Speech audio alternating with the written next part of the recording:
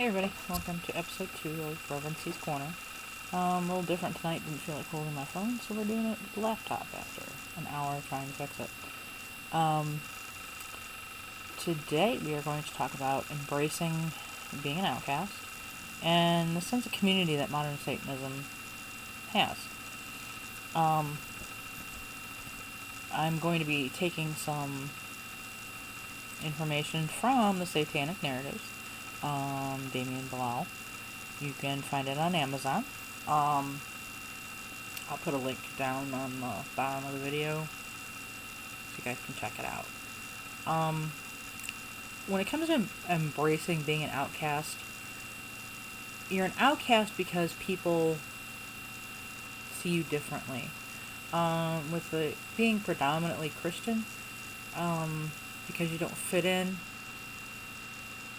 that's how it goes. It's kind of like being in high school. I know I went to a kind of upscale high school.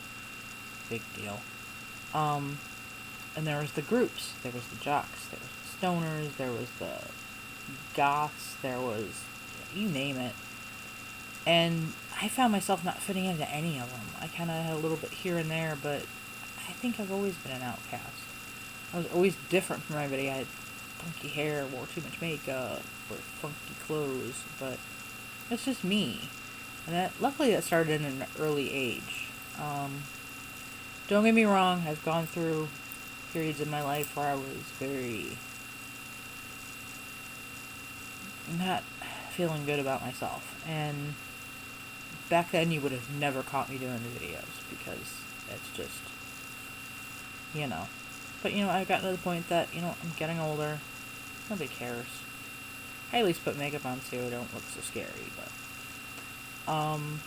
one of the things that I find real common among all of us is tattoos, piercings, funky hair, the wardrobe. But it's not the all black goth that, black hair, whatever. It's not all about that. It's about your individual style, what you are comfortable in and what you want to wear. Most of the time you'll catch me in t-shirts and leggings, and I'm comfortable. I don't care what I look like. I'm not looking for validation. I'm not looking for approval of anybody. It's how, as long as it's, you're not going out in booty shorts and a tank top. I mean, that's different, but from the narrative of Bilal in the Satanic narratives, it discusses being an outcast, the outsider, the hated other, and one that perseveres. And I find that 99% of my Satanist community persevere. We all have had ups and downs, and we do our best to just keep going. A lot of us have mental illnesses. It's hard to tell people how you're feeling, and one thing I found is the Satanic community is very open about mental illness, very accepting, and you find a lot of people that have what you have, or you can discuss it with them and they don't look at you like you're some kind of wacko. I myself do suffer from some severe mental illness, but one night, 2 nights in particular, my community saved my life. I was having thoughts of doing bad things and did do some bad things, but they are the ones that pushed me to go get help. And I am so thankful for that, because granted I'm not quite where I need to be at a baseline. I am a lot closer than I was before. And I think without them, I would have been not here anymore. Something to think about. A lot of us are eccentric. You probably can't really tell, but, I have pink hair for now, till I change my mind and make it purple or blue or whatever feel like.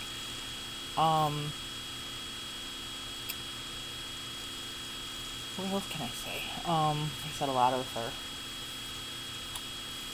pretty well tattooed. Piercings, whatever makes you comfortable. Yeah, we're eccentric. Because we're different. We've learned to look at ourselves, figure out who we are, and live for ourselves. Not do what people tell you to do or what people tell you to say or none of that. I know as I said before, I don't have a filter. So basically I tell it like it is, and a lot of the time that includes massive profanity. But that's me. Anybody that knows me knows I swear like a trucker, and I'm not going to sugarcoat anything. I'm going to tell you just like it is. You have to have the ability to be true to yourself. Even if somebody does something different and you think, oh, okay, no. Do what your head tells you. When you look in the mirror, that's you.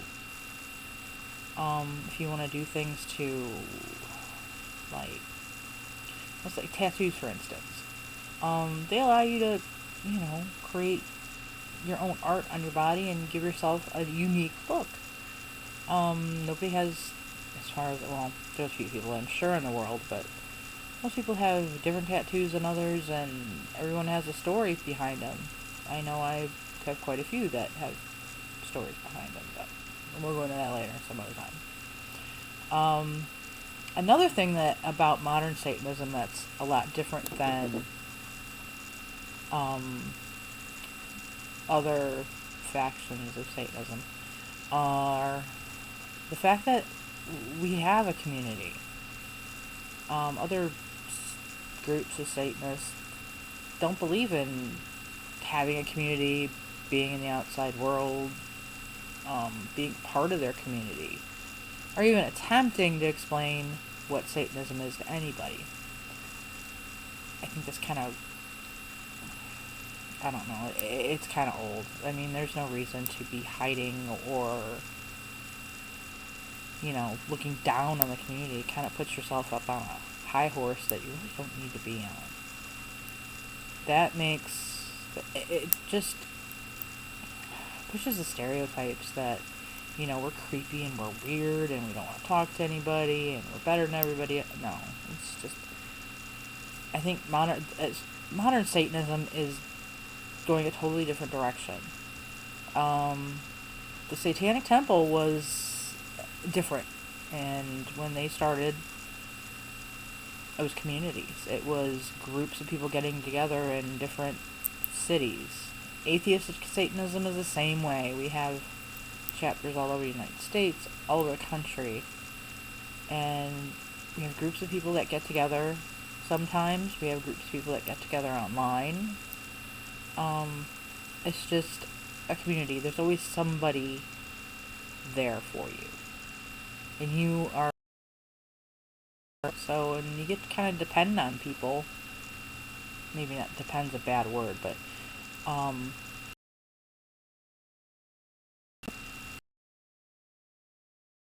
the community's there for you if you need it. In the narrative of Leviathan, it deals with life, health, community, and creativity. Our communities share ideas. We have things, when we do a post about something that everybody can join in on.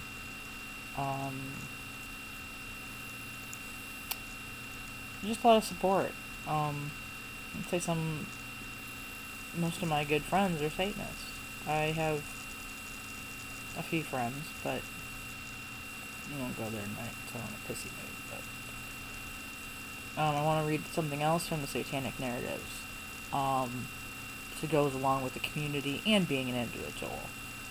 It says, even the most independent and individualistic people need allies and a support system.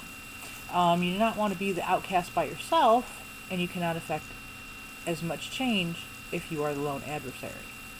There's always power in numbers. That's just how it goes. Each chapter it tries to be independent, but it's also a part of a bigger thing. It's just very different. And when you try to explain to people that it just pisses me off, I guess I'm going to say, that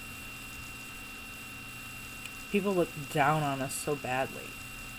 I don't hate Christians. I really don't. It's not the people, it's some of the rules and the use of fear to control people, and I don't know, it's just, I couldn't imagine being like that at all. If somebody wants to pray for me, more power to them. Good juju is good juju, no matter where it comes from, as my therapist said today. I think that we just need to continue to be individuals. There are not a lot of people that speak out as much, and there's a lot of people that are still in the closet, so to speak, because of fear of friends, family, how the public is going to perceive them. And I think that's sad. I think you should be able to be who you want to be. I learned about Satanism back in 1988 in Mr. Milheim's Bible literature class. He introduced us to the Satanic Bible. I read it. Was hooked. Been like that ever since. Well, I started with the Levian process. I'm glad I got the opportunity to move with something new, more modern. It just, I don't know, we need to keep moving forward, making progress. And again, you have to be an individual, but there's nothing wrong with having a community of like-minded people that you can socialize with, you can talk to, you can do, I mean, it's just like a circle of friends. I don't know. There's a lot of people that have no idea what a Satanist is. First thing I always hear is, oh, you worship the devil, you put curses on people and steal kids and whatever. I don't know. I'm going to speak out as much as I can. I'm hoping that I can keep this up and choose a different topic. You're welcome to leave comments. If there's something you would like to know about, please feel free to leave a comment. I'm trying to get out there. If you are interested in Satanism, if you are a Satanist, please comment. I kind of like to, learn, teach, welcome. It doesn't matter what race, what anything, where you came from. None of it. We have chapters all over the world. We can hook you up with anybody. Like I said, I'm going to try and keep doing this. I'm not sure what the topic for next week's going to be yet, but I think we're going to do, as you notice, the general fuckery. I think next week maybe I might pull a little George Carlin, maybe a couple other comedians, and not analyze what they say, but pull the truth out of it. George Carlin has been doing his thing for years, and it's nice to see that he's still so popular, and what he said back then is true now. Some of it's never going to change. He's funny, he has some good points. And I'm not sure what else. Running a little over today. I was trying to keep them around 10 minutes, but I don't know what to talk about. I don't know. It disgusts me some days that people leave nasty comments on my profiles, or nasty comments here and there, or the various groups that I'm in that, they treat you extremely poorly. Christians always run around how love everybody, blah blah blah. No, they don't. They're very discriminatory, very elitist, and just plain rude. Ask me a question. Don't start with, you worship the devil, blah. No, I don't worship the devil. I'm sorry, my name teacher says I do not worship the devil. Period. And I find myself explaining what atheistic Satanism is over and over and over. And thankfully, to the United Aspects of Satan website, I'm able to copy and paste exactly what atheistic Satanism is, so I don't have to explain so much. But, alright, we're running over a little bit. Sorry, it's kind of long tonight, but I have a lot to say. So, I'm hoping you like this. Let me know how the new format looks to you, if this is better than the phone. I know the lighting's bad, but I think this is a little better. Like I said, I don't have a topic for next week yet. Go ahead and comment. Let me know something you're interested in. I think that's about it for tonight. Hope everybody has a great week.